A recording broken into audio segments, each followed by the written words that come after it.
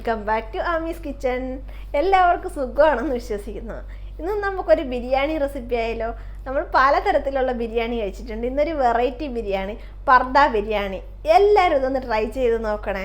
അപ്പോൾ ആദ്യമായിട്ട് എൻ്റെ ചാനൽ കാണുന്നവർ സബ്സ്ക്രൈബ് ചെയ്യാൻ മറക്കരുത്. ഒപ്പം തന്നെ താഴെ കാണുന്ന ബെല്ലൈക്കൺ കൂടി ഒന്ന് പ്രസ് ചെയ്താൽ ഞാൻ ചെയ്യുന്ന വീഡിയോസിൻ്റെ നോട്ടിഫിക്കേഷൻ നിങ്ങളുടെ മൊബൈലിൽ കറക്റ്റായിട്ട് കിട്ടും. അപ്പം നമ്മുടെ പർദ ബിരിയാണി ഉണ്ടാക്കാൻ തുടങ്ങാം. അതിന് വേണ്ടിയിട്ട് ഞാനിപ്പം ബസ്മതി റൈസാണ് എടുത്തേക്കുന്നത്. ഒരു 2.5 കപ്പ് എടുത്തിട്ടുണ്ട്. ഈ ബിരിയാണി വെക്കുമ്പോൾ നിങ്ങളുടെ ഇഷ്ടത്തിനനുസരിച്ചുള്ള അരി ചൂസ് ചെയ്യാം. പിന്നെ നമുക്കിതിലേക്ക് വേണ്ടുന്നത് ചിക്കനാണ്. ഞാനിപ്പോൾ ഒരു കിലോ ചിക്കൻ നന്നായിട്ട് കഴുകി വൃത്തിയാക്കി എടുത്തിട്ടുണ്ട്. പിന്നെ നമുക്കിതിലേക്ക് വേണ്ടുന്ന സവാളയാണ്. ഞാനിപ്പോൾ ഒരു 4 സവാള ചെറുതായിട്ട് അരിഞ്ഞെടുത്തിട്ടുണ്ട്. പിന്നെ നമുക്ക് വേണ്ടുന്ന ടൊമാറ്റോയാണ്. ഞാനൊരു 2 ടൊമാറ്റോ നല്ല വലുത് എടുത്തിട്ടുണ്ട്. അതിനെ കട്ട് ചെയ്ത് വെച്ചിട്ടുണ്ട്. പിന്നെ നമുക്കിതിലേക്ക് വേണ്ടുന്നത് ജിഞ്ചർ ഗാർലിക് പച്ചമുളക് പേസ്റ്റാണ്. ഞാനിപ്പോൾ ഇത് 3ഉം കൂടെ ഒന്നിച്ച് അരച്ച് ഒരു 1.5 ടേബിൾ സ്പൂൺ എടുത്തിട്ടുണ്ട്. നിങ്ങളുടെ എരിവിനനുസരിച്ച് നിങ്ങൾക്ക് എടുക്കാം. പിന്നെ നമുക്കിതിലേക്ക് വേണ്ടുന്നത് മുളക് പൊടിയാണ്. ഞാനിപ്പോൾ ഒരു 2 table spoon Kashmiri chilli powder എടുത്തിട്ടുണ്ട്. പിന്നെ നമുക്കിതിലേക്ക് വേണ്ടുന്ന മല്ലിപ്പൊടിയാണ് 1 ടേബിൾ സ്പൂൺ. ഇപ്പം മല്ലിപ്പൊടി ചേർക്കാതെ വേണമെങ്കിൽ നമുക്ക് വയ്ക്കാം, അങ്ങനെ വേണമെങ്കിൽ അതങ്ങ് ഒഴിവാക്കിയാൽ മതി. പിന്നെ നമുക്കിതിലേക്ക് വേണ്ടുന്നത് ഗരം മസാലയാണ്. 1/2 ടേബിൾ സ്പൂൺ എടുത്തിട്ടുണ്ട്. പിന്നെ നമുക്കിതിലേക്ക് വേണ്ടുന്ന മഞ്ഞൾപ്പൊടിയാണ്. ഞാനിപ്പോൾ 1 ടീസ്പൂൺ മഞ്ഞൾപ്പൊടി എടുത്തിട്ടുണ്ട്. പിന്നെ നമുക്കിതിലേക്ക് വേണ്ട നെയ്യാണ്. ഞാനിപ്പോൾ ഒരു 2 ടേബിൾ സ്പൂൺ എടുത്തിട്ടുണ്ട്. നിങ്ങൾക്കിപ്പം മസാലയ്ക്ക് പിന്നെ ബിരിയാണിക്ക് ഒരുപാട് നെയ്യൊക്കെ വേണമെന്നുണ്ടെന്നുണ്ടെങ്കിൽ അതിനനുസരിച്ച് അഡ്ജസ്റ്റ് ചെയ്ത് ചേർത്താൽ മതി. ഞാനിപ്പം കുറച്ച് നെയ്യേ ചേർക്കുന്നുള്ളൂ. പിന്നെ നമുക്കിതിലേക്ക് വേണ്ടുന്നത് മുന്തിരിങ്ങയാണ്. ഇതിനെ ഒന്ന് ഗാർണിഷ് ചെയ്യാൻ വേണ്ടിയിട്ട് ഞാനിപ്പോൾ ഒരു 25 ഗ്രാം എടുത്തിട്ടുണ്ട്. പിന്നെ നമുക്കിതിലേക്ക് വേണ്ടുന്നത് അണ്ടിപ്പരിപ്പാണ്. ഞാനൊരു 15 എണ്ണം എടുത്തിട്ടുണ്ട്. പിന്നെ നമുക്ക് ഇതിൻ്റെ ബിരിയാണിക്ക് ഒരു എരിവിന് ലാസ്റ്റിൽ ഒരല്പം പെപ്പർ പൗഡർ ചേർക്കാൻ വേണ്ടിയിട്ട് ഞാനിപ്പോൾ 1 ടീസ്പൂൺ എടുത്തിട്ടുണ്ട്. പിന്നെ നമുക്ക് വേണ്ടുന്നത് സോൾട്ടാണ്. പിന്നെ നമുക്ക് ബിസ്ത ഉണ്ടാക്കാൻ വേണ്ടിയിട്ട് ഞാനിപ്പോൾ ഒരു സബോളേനെ വളരെ നൈസായിട്ട് സ്ലൈസ് ചെയ്തെടുത്തിട്ടുണ്ട്. അപ്പം നമ്മുടെ ഈ പർദ ബിരിയാണി ഉണ്ടാക്കാൻ വേണ്ടിയിട്ട് അതിനൊരു കവറിങ് ആവശ്യമുണ്ട്. അതിന് വേണ്ടിയിട്ട് ഞാനിപ്പോൾ 2 കപ്പ് മൈദ മാവ് എടുത്തിട്ടുണ്ട്. പിന്നെ നമുക്ക് ഇതിലേക്ക് വേണ്ടുന്ന 1 ടീസ്പൂൺ ഈസ്റ്റാണ്. ഞാനിപ്പോൾ ഒരു പാത്രത്തിൽ ഒരു 1/2 കപ്പ് വെള്ളം എടുത്തിട്ടുണ്ട്. അതിലേക്ക് ഞാൻ ഈസ്റ്റ് ആഡ് ചെയ്ത് കൊടുത്ത്. പിന്നെ നമുക്കതിലേക്ക് 2 ടീസ്പൂൺ പഞ്ചസാര ആഡ് ചെയ്ത് കൊടുക്കണം. ഇനി നമുക്കിതിനെ നന്നായിട്ടൊന്ന് ഇളക്കിയിട്ട് 10 മിനിറ്റ് ഒന്ന് ഡിസോൾവ് ചെയ്യാൻ വേണ്ടിയിട്ട് മാറ്റി വയ്ക്കാം. നമുക്ക് ചിക്കനെ ഒന്ന് മാരിനേറ്റ് ചെയ്യാം. ചിക്കൻ മാരിനേറ്റ് ചെയ്യുന്നത് ഞാനിത് ഫ്രൈഡ് ബിരിയാണിയാണ് ഉണ്ടാക്കാൻ പോകുന്നത്. അതിന് വേണ്ടിയിട്ട് നമുക്കൊരു ബൗൾ എടുക്കാം. അതിലേക്ക് നമുക്ക് 2 teaspoon Kashmiri chilli powder add ചെയ്ത് കൊടുക്കാം. പിന്നെ നമുക്കതിലേക്ക് ഗരം മസാല ചേർത്ത് കൊടുക്കണം. പിന്നെ നമുക്ക് മഞ്ഞൾപ്പൊടി കൂടി ഒന്ന് ആഡ് ചെയ്ത് കൊടുക്കാം.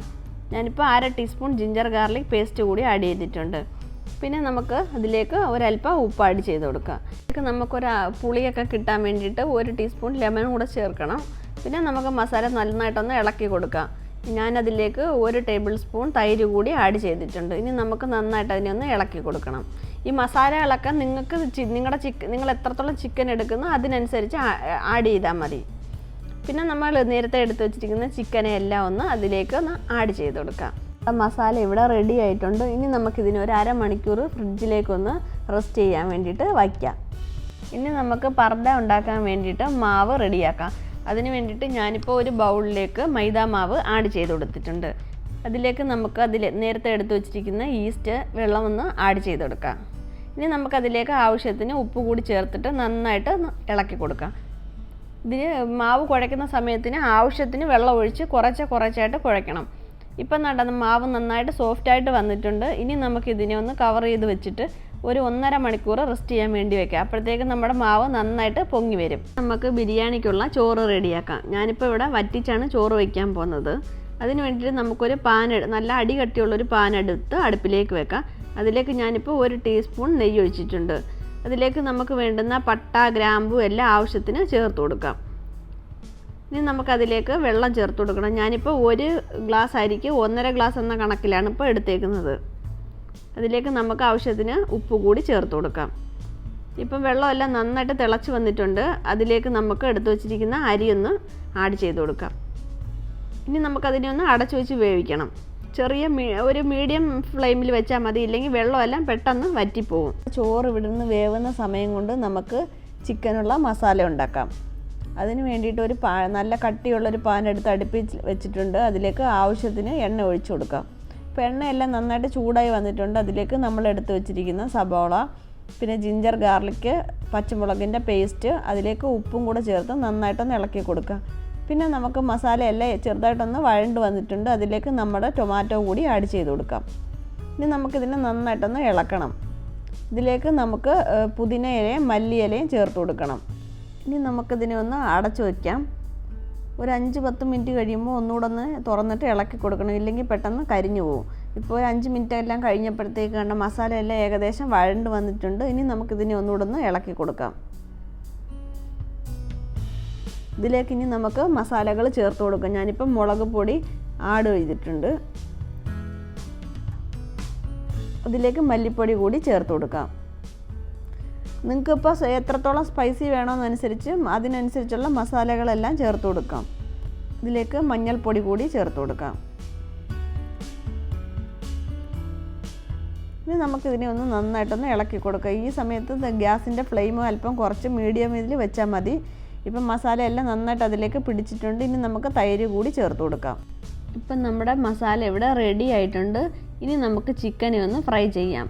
അതിന് വേണ്ടിയിട്ട് ഞാനിപ്പോൾ ഒരു പാനിലേക്ക് എണ്ണ ഒഴിച്ചിട്ടുണ്ട്. അത് ചൂടായി വന്ന സമയത്ത് ചിക്കനെല്ലാം നമുക്കൊന്ന് ചേർത്ത് കൊടുക്കാം.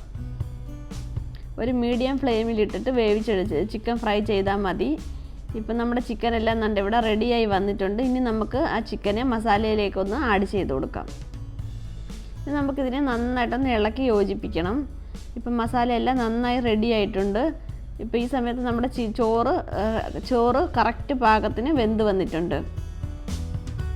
ഇനി നമുക്ക് ഒരു പാൻ എടുത്ത് അടുപ്പിലേക്ക് വയ്ക്കാം. അതിലേക്ക് നമുക്ക് നെയ്യ് ആഡ് ചെയ്ത് കൊടുക്കാം. ഞാനിപ്പോൾ 1 ടീസ്പൂൺ നെയ്യാണ് ഒഴിച്ചത്. അതിലേക്ക് നമുക്ക് ചിക്കനെ നേരത്തെ എടുത്ത് വെച്ചിരിക്കുന്ന മസാല ഒരല്പം ചേർത്ത് കൊടുക്കാം. അതിൻ്റെ മുകളിൽ നമുക്കിപ്പം ഞാനിപ്പോൾ ഒരു ലെയർ ഇട്ടിട്ടുണ്ട്. അതിലേക്ക് ഞാനിപ്പോൾ ഒരു അല്പം ഗാർണിഷ് ചെയ്യാൻ വെച്ചിരിക്കുന്ന അണ്ടിപ്പരിപ്പും മുന്തിരിങ്ങയും ആഡ് ചെയ്ത് കൊടുത്തിട്ടുണ്ട്. ഇനി നമുക്കതിൻ്റെ മുകളിലേക്ക് ഒരല്പം മല്ലിയില കൂടി ചേർത്ത് കൊടുക്കാം. ഇനി നമുക്ക് രണ്ടാമത്തെ ലെയറിന് വേണ്ടിയിട്ട് അതിലേക്ക് ചിക്കൻ മസാല ചേർത്ത് കൊടുക്കാം. അതിൻ്റെ മുകളിൽ നമുക്ക് ചോറിട്ട് കൊടുക്കാം. ഞാനിപ്പോൾ 2 ലെയറായിട്ടാണ് ബിരിയാണി വയ്ക്കുന്നത്. നിങ്ങൾക്ക് വേണമെന്നുണ്ടെങ്കിൽ ആദ്യം ചോറിട്ടിട്ട് അതിൻ്റെ മുകളിൽ ഈ ഉണ്ടാക്കി വെച്ചേക്കുന്ന മസാല ചേർത്ത് കൊടുത്താലും മതിയാവും. അതിലേക്ക് നമുക്കൊരല്പം കളറ് കിട്ടാൻ വേണ്ടിയിട്ട് ഒരു മഞ്ഞൾപ്പൊടി കുറച്ച് പാലിൽ കലക്കിയത് കൂടെ ഞാൻ അതിനകത്ത് ചേർത്തിട്ടുണ്ട്. നമുക്ക് നന്നായിട്ടൊന്ന് ഗാർണിഷ് ചെയ്യാം.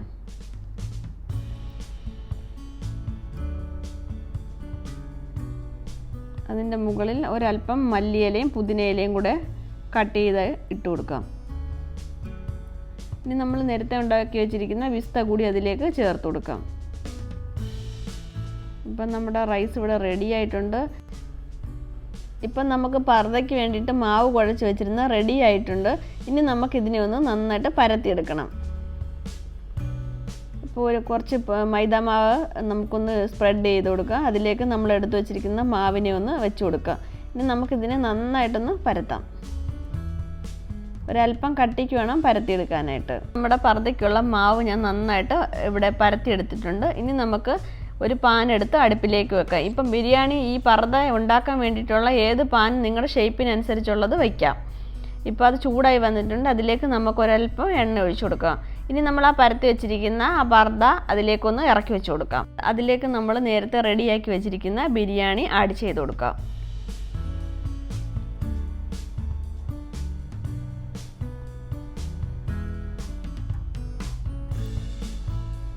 അപ്പം ഞാൻ ഫുള്ളായിട്ട് ബിരിയാണി നിറച്ചിട്ടുണ്ട് അതിനകത്ത്. ഇനി നമുക്ക് അതിൻ്റെ മുകളിലും കൂടെ ഒരല്പം മല്ലിയില ചേർത്ത് കൊടുക്കാം. ഇനി നമുക്കിതിനെ ഒന്ന് കവർ ചെയ്യണം. കവർ ചെയ്യുന്ന സമയത്ത് ഒട്ടും തന്നെ പൊട്ടിപ്പോവാത്ത രീതിയിൽ ശ്രദ്ധിച്ച് വേണം കവർ ചെയ്യാനായിട്ട്. ഇപ്പം മാവെല്ലാം നന്നായിട്ട് ആ റൈസിനുള്ളിൽ എല്ലാ ഭാഗത്തും നന്നായിട്ട് കവർ ചെയ്തെടുത്തിട്ടുണ്ട്. ഇനി നമുക്കിതിനെ ഒന്ന് അടച്ചു വെച്ചിട്ട് ഒരു 10 മിനിറ്റ് ഒന്ന് ദം ചെയ്തെടുക്കണം. അതിന് വേണ്ടിയിട്ട് ഇപ്പം അടി കട്ടിയുള്ള പാനാണെങ്കിൽ ഡയറക്റ്റ് ഗ്യാസിൻ്റെ അകത്ത് തന്നെ വെച്ചാൽ മതി. ഇല്ലയെന്നുണ്ടെങ്കിൽ ഒരു പാൻ അടുപ്പിൽ വെച്ചിട്ട് അതിൻ്റെ മുകളിൽ നമുക്ക് ഈ പാൻ എടുത്ത് വെച്ചതിന് ശേഷം 10 മിനിറ്റ് നമുക്കൊന്ന് അടച്ചു വെച്ച് വേവിക്കാം. അപ്പോൾ നമുക്കിതൊന്ന് തുറന്ന് നോക്കിയാലോ. നമ്മുടെ പർദ്ദ ബിരിയാണി ഉണ്ടാവും ഇവിടെ റെഡിയായി വന്നിട്ടുണ്ട്. വൗ, കാണാനൊക്കെ നല്ല സൂപ്പറായിട്ടുണ്ട്. ഇത് ഞാനിപ്പോൾ ഇപ്പുറത്തെ സൈഡ് തിരിച്ചിടുന്ന ക്ലിപ്പ് എൻ്റെ അടുത്തുനിന്ന് മിസ്സായിപ്പോയി, അതുകൊണ്ട് അതിനകത്ത് ഞാൻ ചേർക്കാഞ്ഞത്. ഇനി നമുക്കിതിനെ ഒന്ന് കട്ട് ചെയ്ത് നോക്കിയാലോ. ഇപ്പം തന്നെ നല്ല മണമൊക്കെ വരുന്നുണ്ട്. ഇത് വളരെ ടേസ്റ്റി ആയിട്ടുള്ള ഒരു ബിരിയാണി, എല്ലാവരും ഒന്ന് ട്രൈ ചെയ്ത് നോക്കണം. വളരെ ടേസ്റ്റിയാണ്. ഒരു 10 മിനിറ്റൊക്കെ അതിലിരുന്ന് വേവുമ്പോഴത്തേക്ക് ഒരു പ്രത്യേക ഒരു മണമൊക്കെ വരും. ഇതിനകത്തുള്ള ഈ കവറിങ് ആയിട്ടുള്ള ബണ്ണ് നമുക്ക് കഴിക്കാനും പറ്റും. ആദ്യമായിട്ട് ചാനൽ കാണുന്നവർ സബ്സ്ക്രൈബ് ചെയ്യാൻ മറക്കരുത് പ്ലീസ്. ഒപ്പം തന്നെ താഴെ കാണുന്ന ബെൽ ബട്ടൺ കൂടി അമർത്തണേ, എന്നാലേ ഞാൻ ചെയ്യുന്ന വീഡിയോസിന് നോട്ടിഫിക്കേഷൻ നിങ്ങൾക്ക് കിട്ടൂ.